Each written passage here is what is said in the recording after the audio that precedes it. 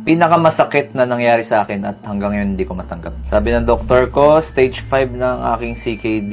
Pag sinabing stage 5 na chronic kidney disease, yan po yung mga pasyenteng kailangan na talaga i-dialysis kasi hindi na gumagana yung kanilang bato. So, may machine po na kung tawagin na dialysis na magsisilbing artificial na kidney ng pasyente para masala yung kanyang dugo para mabuhay siya ng tuloy-tuloy. 2 months before, nagkaroon ng acid reflux. Tapos naresetahan siya.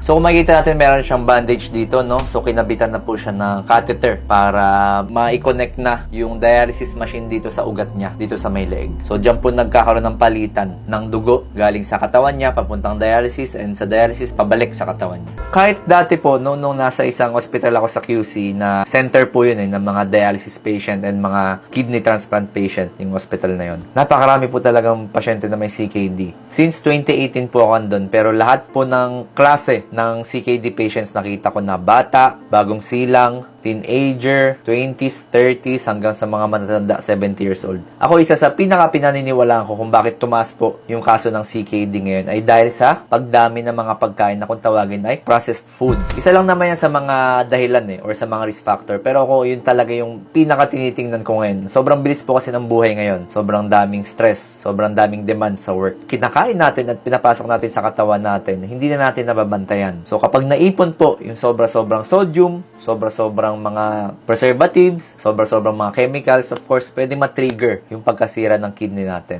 Again, isa lang po yun sa mga reason, hindi lang po yan yung nag-iisa, pero yan yung pinaka-tinitingnan ko. Dok, paano makaiwas? Again, paulit-ulit ako, pero ito talagang pinaka-effective na way, and ito yung lagi kong sinasabi sa inyo, kasi ito yung mga nakasulat sa libro na inaral ko nung med school. So, unang-una, dapat maging active tayo. Damihan natin ang paggalaw. Okay, wag po tayo laging nakaupo. Kumain ng balancing diet or kumain ng balancing pagkain. Damihan ng fiber, damihan ng prutas, gulay. Pwede naman kumain ng mga junk food pero limit lang. Hindi po yan tatanggalin. Limit lang. I-take lagi ang mga maintenance na gamot, tigilan ng yosi, tigilan ng alak.